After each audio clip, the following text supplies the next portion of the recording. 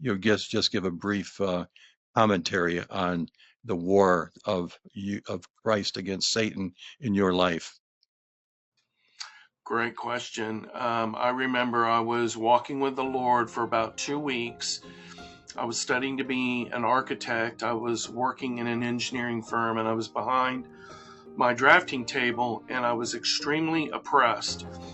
And I remember calling my pastor, telling him that I was having these horrible thoughts.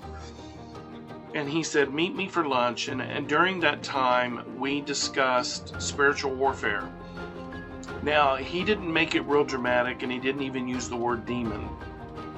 He was a good Southern Baptist learning about the fullness movement at the time.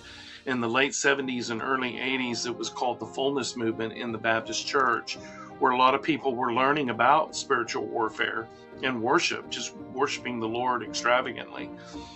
And during that conversation, I remember he pointed me to 2 Corinthians chapter 10 and verses 3 through 5, and it says, for the weapons of our warfare.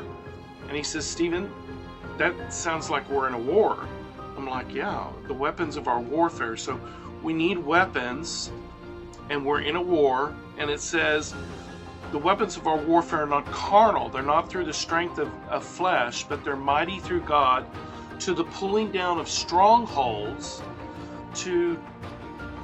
You're taking your soul into a place, the scripture says right there, of taking every thought captive to the obedience of Jesus.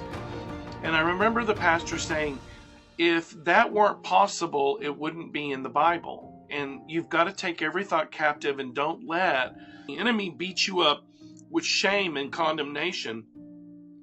And I remember that night, Bill, I went home and I started praying because I was having all these voices and thoughts. And I realized I was demonically oppressed.